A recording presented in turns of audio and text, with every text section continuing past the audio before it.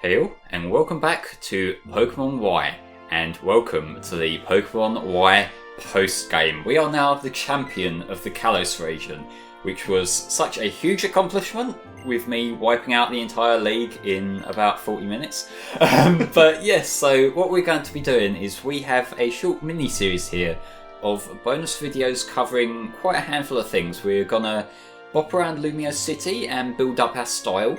We're going to visit Yveltal City, an optional post-game area.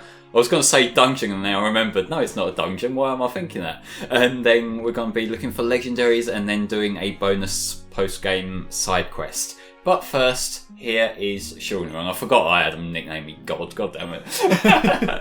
So, Stephen, you've played Gen 6, what do you recall from the post-game? Do you remember enjoying it? It's meh. It really is lacking. See, like, it does have a reputation for being very lightweight, and I understand that. It's not as it's not as filled out as, say, like Omega Ruby or Sun. And the games before it as well, like, to a certain degree, had quite a bit more as well, excluding fucking Gen 1 and Gen 3. People love Gen 3 for the fact that it had the Battle Frontier. Well, Emerald did. Ruby and Sapphire had literally nothing. Yeah. Well, Rayquaza, but other than that, literally nothing. But, yeah, there is actually a post-game side quest, so that gives it more than, like, 1 and 3. So I will give it credit there, although I will say the first thing is a little bit underwhelming in the fact that the first thing you do is talk to Shauna. But she did just trade us a Froakie, and this is, I think, influenced by which start you picked, so it's the one that is one of the ones that you didn't get, the one that would be weaker to the one you picked. So I picked Chespin. And I know I barely used him, so I don't really remember that. But I picked Chespin and I got Froakie. As far as I recall, it has a dumb nickname, which I never like with these in-game trades. It's like, I think the Fennekin has the name Kinnykins. Yes, I do remember that, because I picked Greninja, or like Froakie, in my original X playthrough. And yeah... Like, I really don't like it when they do that with in-game trades, because it's like, especially the ones where it's hard to get that particular Pokemon, so when you get it, you've got to either put up with this dumb nickname they've gave it, or breed it just for the convenience of not having to call it that. You can't change it? No. Not if they're traded, no. Like, they've updated it in Sword and Shield where if the Pokemon doesn't have a nickname that you've traded, you can give it one. But if the players called it, like, something ridiculous, then you can't, which seems especially dumb when it's online. And if people want to, like, nickname it like a racial slur with numbers in place of letters or something, they can do that, and you've just got to put up with it.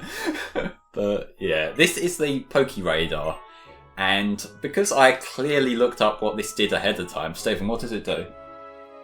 I cannot remember. I believe this is the thing that helps you spot certain wild Pokemon. Right.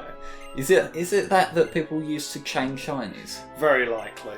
Yeah, because I've never done that. I've never had the patience for that. They've thankfully made that quite a lot easier in Sword and Shield, in the fact that you just have to encounter the Pokemon and knock it out, and that counts as 1 point. You don't have to keep a chain going. It doesn't matter if you, like, run into something else by mistake. Thank God, because I don't know how people have the patience to do that. Like, I seriously do not know how people have the patience for that. Although, that's just anything that requires resetting, because let's be real here, the people who soft reset constantly to try and get shiny legendaries and stuff, I don't get it.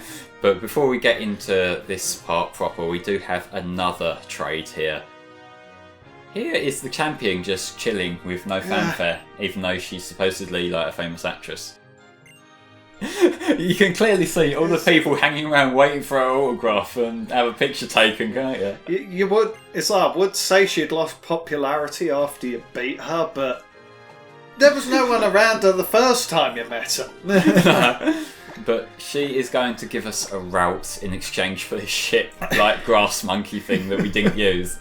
And like, I'm sorry Pansage, but there is a better grass monkey now. Sorry, but I really like Grookey. He's a great Pokemon.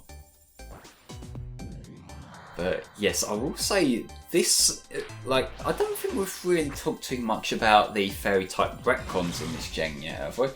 Because unlike when Steel and Dark were brought in, they really didn't have much impact on existing Pokemon. Like, Magnemite and Magneton didn't really change that much from gaining Steel type.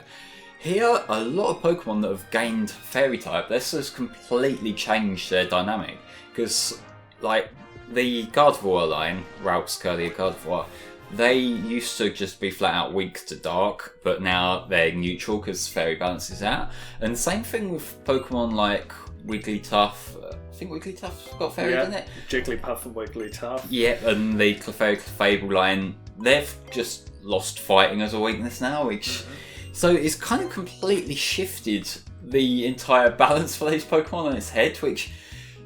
Fairy type's grown on me a lot, I will say. I didn't really use Fairies much in Gen 6, but in my last Gen 7 run, I used Sylveon, which is a great Pokemon. It is.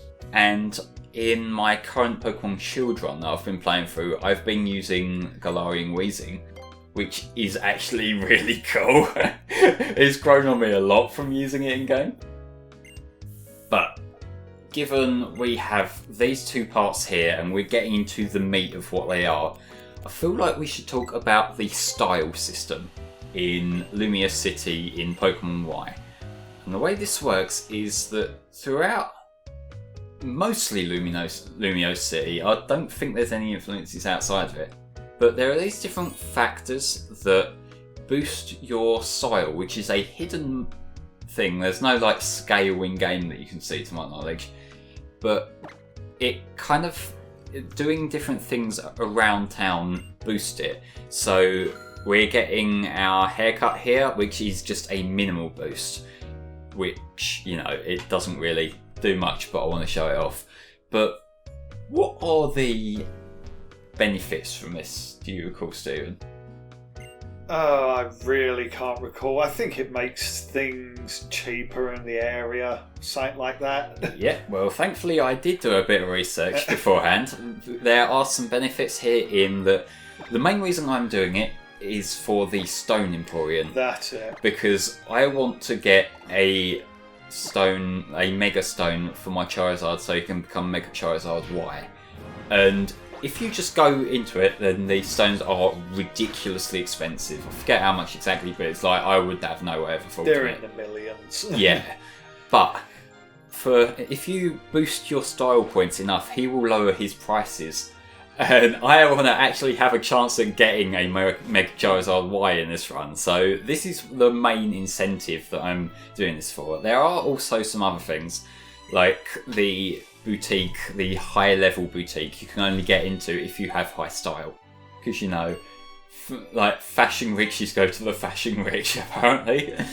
But this is another thing we can do to get a minimal boost. If we go through the art gallery with the guide on, then we become more cultured by looking at these pictures of Pokemon. So yes, we get the explanations here. The courtyard of the whatever that posh twat's place was.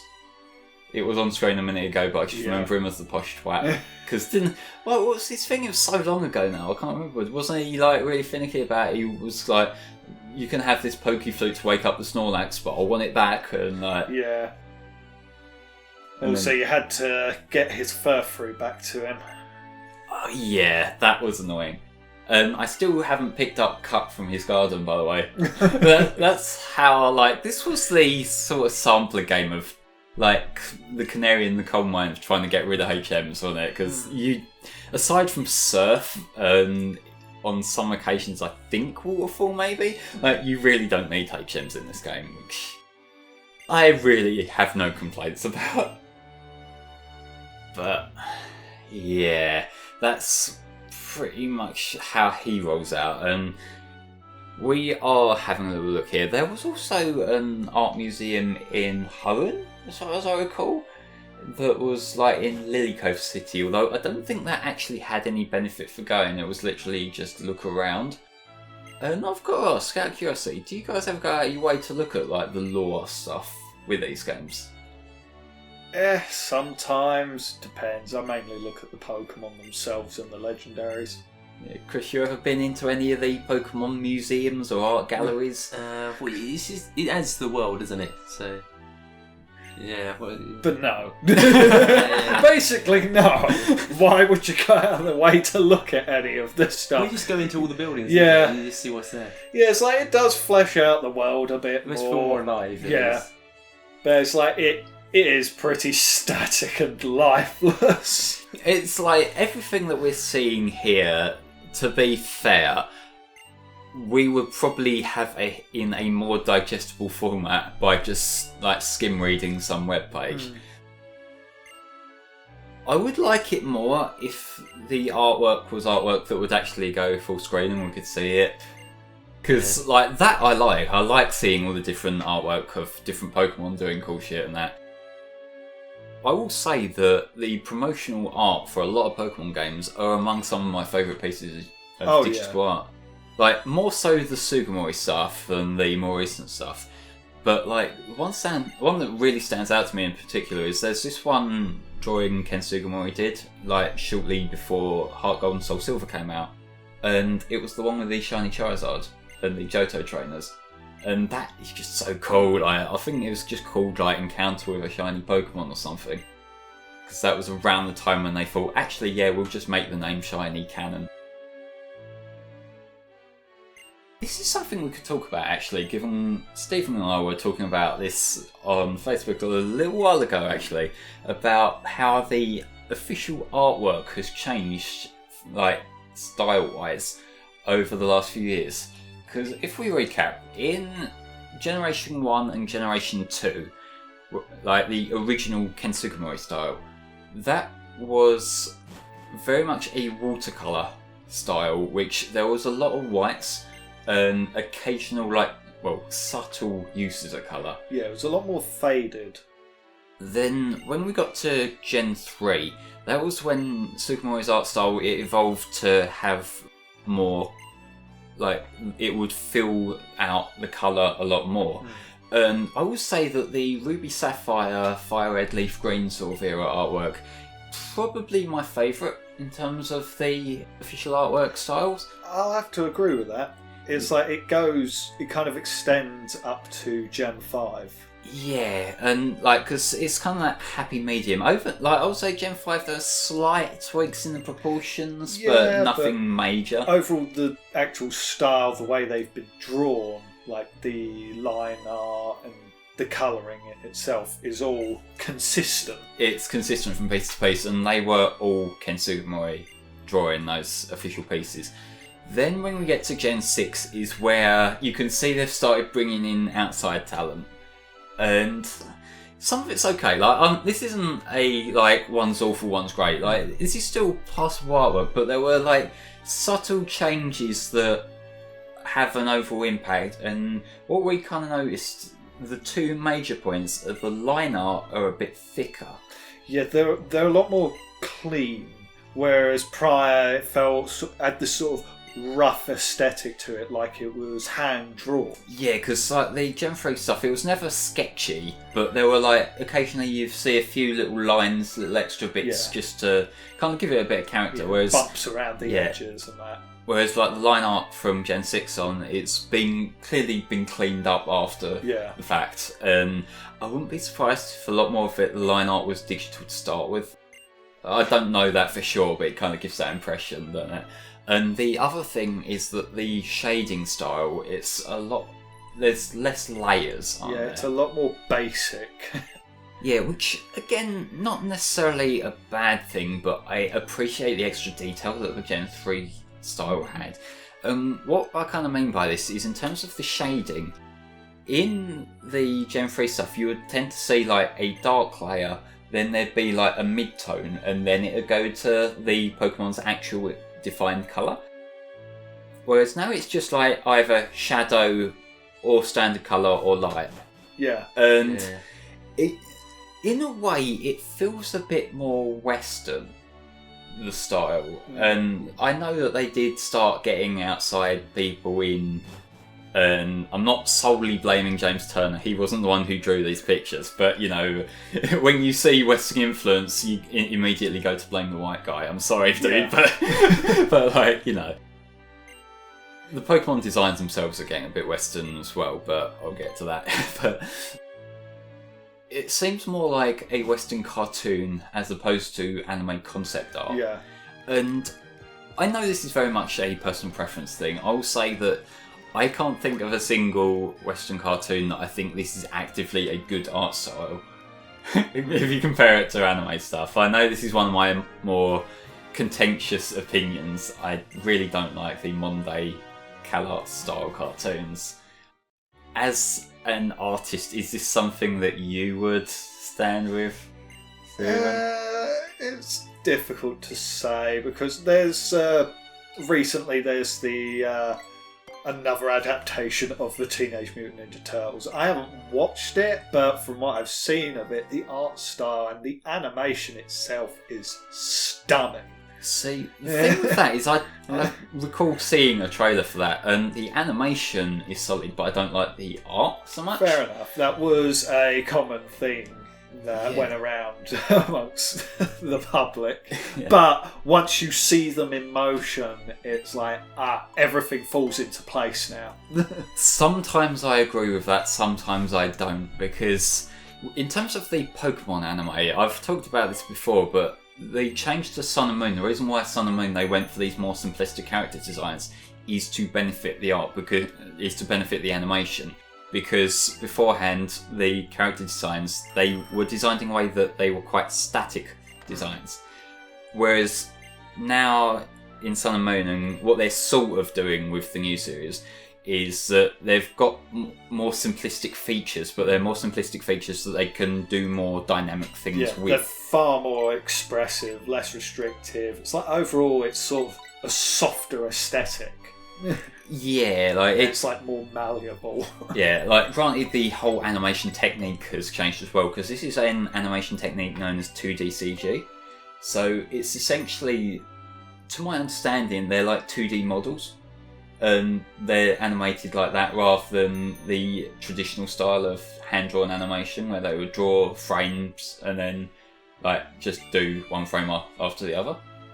And that is a very unusual thing for anime. Most anime to this day is still hand-drawn because it's the way it's done.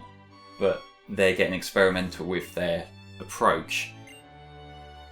I think that's what made Pokemon sort of stand out as a like in the animation it's felt different looking at Pokemon compared to all the other cartoons we were used to. Like, yeah, given it was an anime that was dubbed for kids at a time when there weren't that many anime dubbed for kids, at least to my recollection. It was that, I think Dragon Ball, Yu-Gi-Oh! A bit later on, you know, like Digimon. Yeah, like given that quite often the TV networks would play that among regular kids stuff, it would stand out. Like, granted, that is purely a culture shock sort of thing, rather than, you know, it actually being designed that way.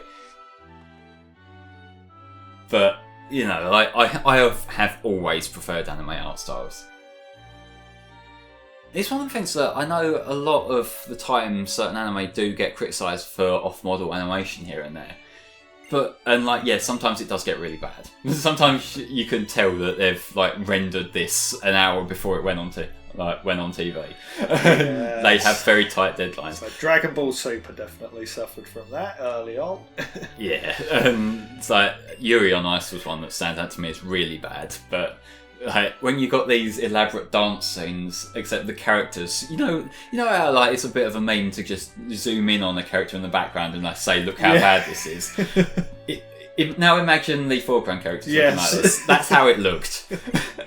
But like, yeah, I kind of get that, but I can at least respect the ambition of they're trying to make something that looks great. Sometimes it doesn't work. Sometimes they get rushed for a deadline, or they don't have enough like people in like working on it, and like that, you know, it sucks when that does happen. But I can respect that they're trying to make this show and these characters look as cool as they can. Whereas a lot of Western animation, particularly like the Monday, California sort of stuff, you know, your Cartoon Network shit, all that sort of stuff, they are designed from a base level to be easy to animate. And what that means... The art's what gets lost, isn't it? Yeah. It's just movement. I much prefer it the other way around, to be honest. Like, if you look at fucking Steven Universe and like all the other shows that look like that, Yeah. they all look the fucking same. Like, every one of them looks the fucking same. That is how people are taught to draw now for animation. Like, in the US at least. And it's honestly fucking miserable to look at. It was like at one point, one of the Scooby-Doo cartoons, the designs of the characters, they looked like they were pulled out of Family Guy. Jesus it was fucking Christ. embarrassing to look at. It's like, oh no. No.